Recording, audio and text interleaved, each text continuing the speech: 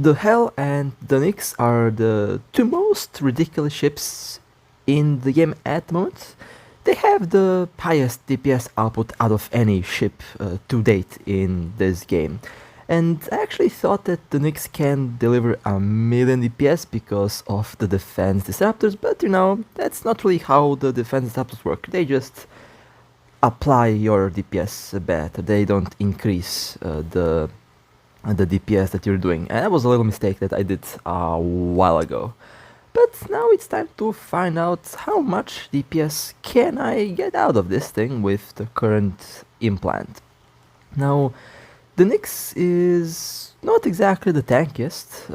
It's actually one of the most paper supercarriers, although paper and a supercarrier doesn't really go hand in hand because these things are huge and they have a lot of hit points by default. But when we look at the Eon and the Wyvern, the Nyx might appear to be, well, a lot less tanky, but this thing has a lot of DPS, and the Nyx and the Hell are all about that DPS. You have a bonus on light fighters and heavy fighters on this monstrosity. So, how much DPS do I have on this ship Cold? Now the build is going to be the same build as before, as with the previous super carriers. 97,486.57 DPS. This is Cold, by the way, in the station. Now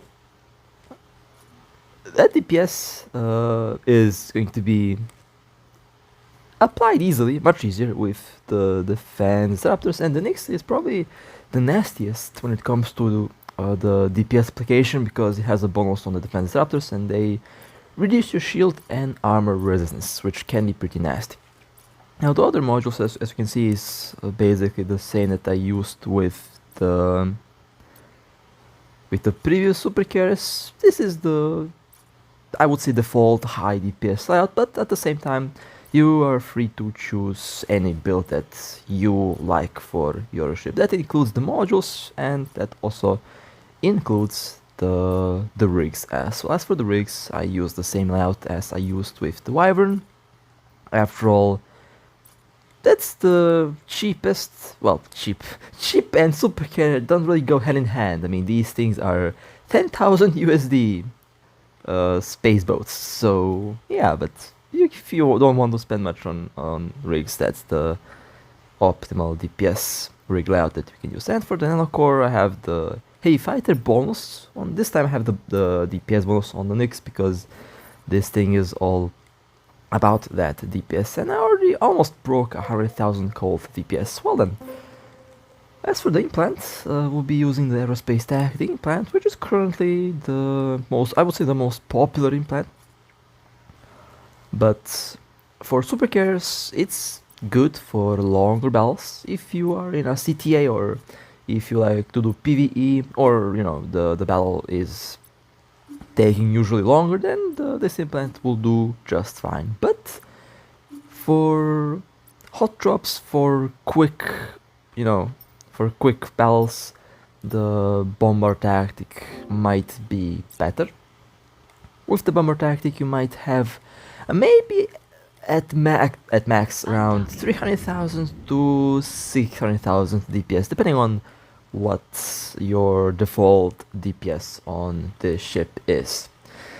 Now let's undock and let me show you the maximum possible DPS that I have. You know, if you have better modules, better general units, if you have better skills and a better nanocore, you can definitely get much more DPS than what I'm going to show you here. So this is kind of the lowest, highest possible DPS that you have. Basically the default DPS with high skills and, you know, generally acceptable high level modules. Let's call them that. Alright, everything is turned on now, and let's take a look at the ship. Now, the total defense, 19 million hit points. It is obviously lower, significantly lower than the total EHP that we have on the Eon and that we had on the Wyvern. That's expected because These two ships are tanky. This one and the Hell are less tanky. So that's one difference there. And let's take a look at the maximum DPS with the mods active. 142,791.91 DPS. Isn't that lovely? that's some scary DPS, not gonna lie. And as I've said, this is obviously not the highest, but this is the highest possible that you can get with this build and with high skills and with generally acceptable high level general units. You can get over 200,000 DPS if you have better fighters. And speaking of fighters, I was asked to show the DPS with the light fighters installed. And that's exactly what I am going to do now. Now, one of the most frustrating things about any super carrier, any carrier in general, is when you have to swap the fighters. Because this process takes so long, and it was actually much worse. It used to be so laggy. This is actually pretty solid. The swap speed is actually pretty solid. It used to be much worse, although it's still not what I would like it to be. Honestly, you should just put all 12 fighters in a second when you click on the fighter and when you click to put it in the fighter tube. It should just put all of them at once. You shouldn't have to wait the one by one loading, because the more you spend time over here, you don't really know what's happening outside of the fitting window, and this might be very dangerous. So this is probably the single most largest drawback that you can experience while flying these ships. When you have to swap the fighters, the whole process is very slow and frustrating, but we see some pretty nasty DPS building up there. It has twice the DPS of a normal carrier and around 1.5 times more DPS than a versatile assault ship. So it's pretty good. It's pretty good result actually. Alright, so 51,903.45 total DPS with the light fighters. So let's get back the heavy ones, and we'll be taking this ship for a little ride to see how it feels, how it works. Overall, very happy with the DPS output. I mean, not really surprised by the ridiculous DPS output, and this thing is, well, the king of DPS, kind of. The hell can have about the same DPS, but the Nyx applies that DPS better because of the defense disruptors. It has a better bonus on it. So overall, the Nyx should, in theory, do more DPS. Although you can also use the defense disruptors on the Hell if you like, but the bonus is not going to be as good as the bonus on the Nyx. After all, the Hell has a bonus on the engine disruptors, basically a lot of points and mass weaponry by itself is pretty good as well. But for the Nyx, he has a bonus on the defense disruptor, and they are just, I don't know, they feel just to be more nasty in combat in general. Very good support role, and at the same time can also be a very good offense role. So, last time we have seen that the Wyvern's damage application has been impacted by, I think, one of the recent updates. The heavy fighters don't really apply that much damage as they used to. Now with the Nyx, it does more damage by default, and of course it has the defense disruptors that do increase your application. Warp drive active. So on paper, it means that it should clear faster. The ship should clear faster. Now I know, if you want really fast clear times, you should use the light fighters. After all, you can use the light fighters and heavy fighters on these ships.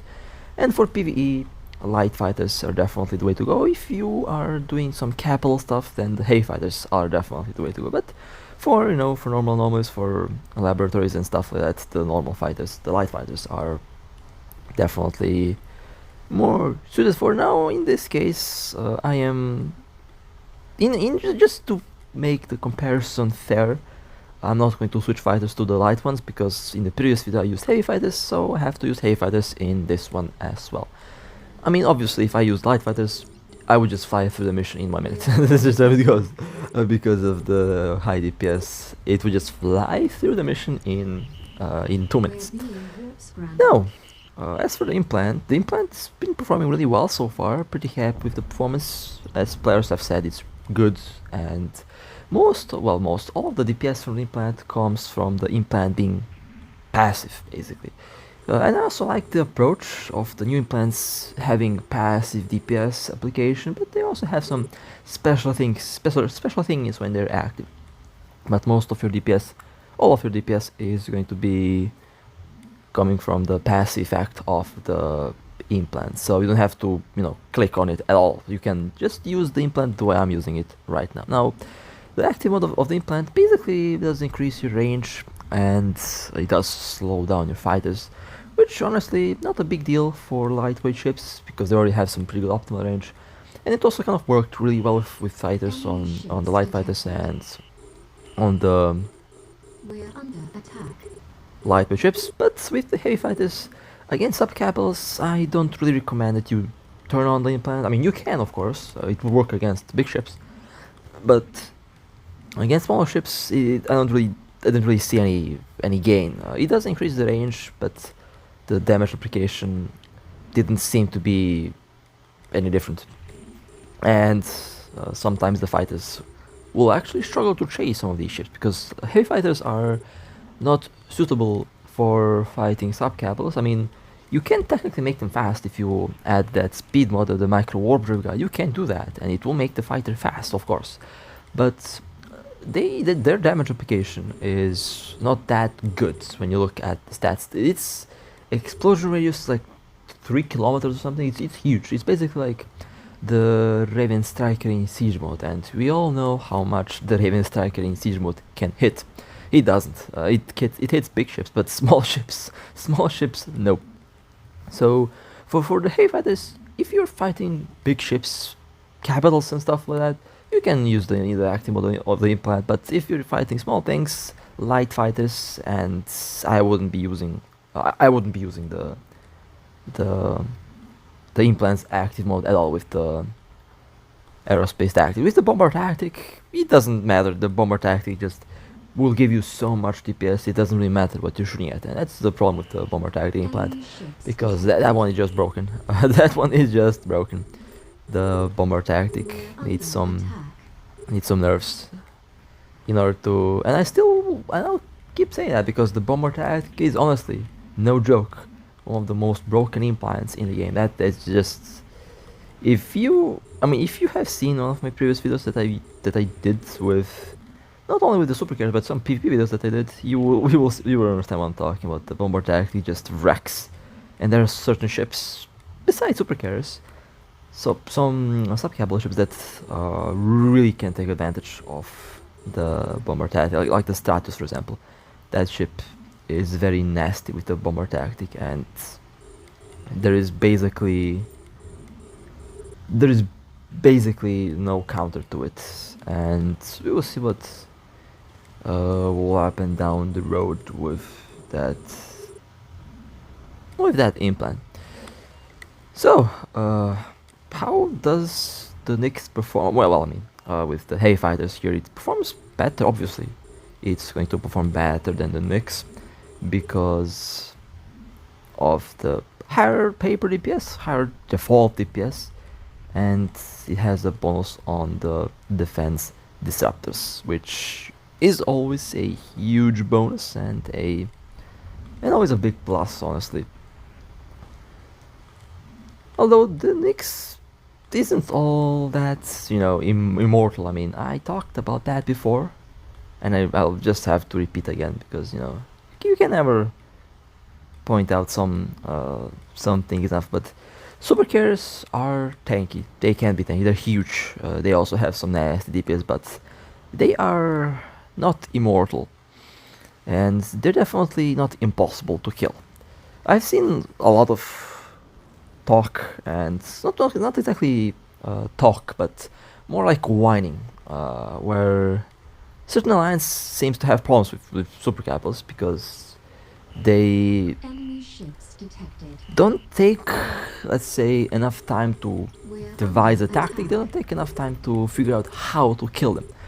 They just want them nerfed in order to kill them. But nerfing, I'm all in for balancing.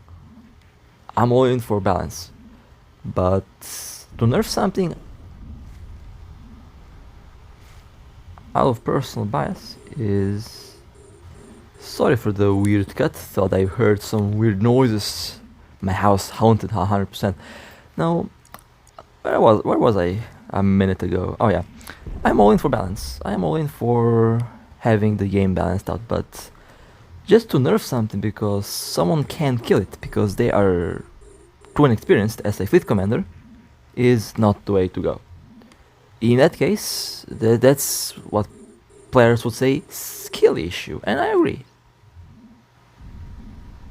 That would be skill issue. They're not immortal. There are tactics with subcapitals, there are tactics with capitals, and there are tactics with supercapitals to hunt down and eliminate hostile supercarriers. There have been lots of supercarriers destroyed by now, and a couple of them have been killed by, guess what, a subcapital fleet. So these ships are definitely not immortal. They are strong, they're very strong, but they're not immortal. And if the supercarrier has a super tank built, it is not going to have a lot of DPS and you can tank it easily. If the supercarrier has lots of DPS, it might kill a couple of your ships, but it's not going to be able to tank indefinitely because, again, that's just how the game works. If you have high DPS, you have usually no tank. If you have no DPS, you usually have a ridiculous tank. And the Nyx is far from the, I would say, the Nyx is far from the most problematic supercarriers. The Wyvern or the Eon, depending on which one, depending on the build, of course. But I would take the Wyvern to be the most tricky to kill supercarrier because technically, if someone out there decides, if someone out there has enough ISK, let's say, if they have a lot of ISK to waste, they can easily make their Wyvern tank about 300,000 DPS without even touching the shield booster. So while the Nyx, while the Hell, both of them can melt ships in seconds, they also can be melted within minutes by a proper fleet and by a properly organized fleet. Even if they have logistics, even if they have versatile assault ships, they will still get melted. We have seen that happen like a couple days ago where a multi-boxer lost 2 supercarriers and like 10 logis or something. So as you can see, they are obviously not immortal. Of course, these ships haven't been super tanks, but a super tank Wyvern can passively tank about 300,000 DPS, and that's without touching the booster. So the Nyx and Hell with their DPS isn't really the biggest problem. The biggest problem would be something that you can't really shoot down fast enough, which would be the Eon or the Wyvern. And the Wyvern especially because of how the shield works. It's a fantastic shield generation, and you can make it have like 15-20 million shield with 3070 seconds recharge time. So yeah, that's a lot of recharge, and that thing would be really difficult. That would probably be problematic, and for a ship like that, you would really need a good fleet. So high DPS isn't, all that there is to these ships. Tank also matters a lot. But in the end, both are equally as important. The situation where you apply them is also a key factor. So that was just a little thing about supercarriers that I've seen out. I mean, again, I'm all for balance. I'm all if there's something should be, if nerfs are needed, I'm all in for that. If we, let's say, can get data that we send to the developers that they see this and they say, oh yeah, this is broken, we need to nerf that, yeah, I'm all in for that. But nerfs out of personal bias because someone doesn't like a certain ship class, that's a no-no. We should take data, not personal bias, into account. That's, you know, how things should work in any game, basically. That's why I'm not putting my own personal bias in anything. I'm just, if I like something, I like it. If I don't like it, I don't like it. But I'm going to be coming from a neutral standpoint on everything that I cover here. And this is why, I mean, I don't like stabs, right? But I still do show builds with stabs, because stabs are a valid option. Just because I don't like something doesn't mean that it should be gone or that it should be nerfed. It's still there, and, you know, it's something that players can choose to fit if they like. That's fair game.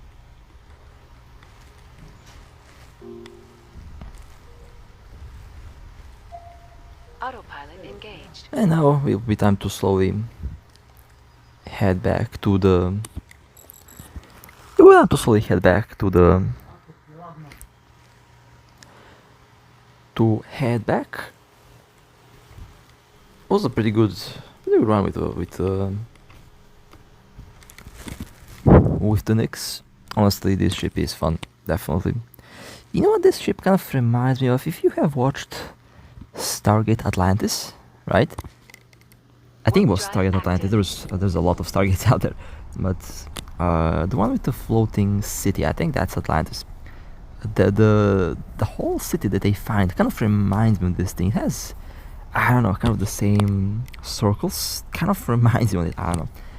But yeah, that would be it for the Nyx. This thing was amazing as usual. Definitely a very fun to fly ship, and it remains the king of DPS, and it will remain the king of DPS probably until Titans are released, which who knows when that will happen. Maybe in like half a year or something, but we will see. So that will be it for today. The Nyx, as I mentioned, is a very, very nice to fly ship, and if you guys would like to support me, feel free to like and subscribe. And with that being said, stay safe, fly safe, and as always, I'll see you in the next one.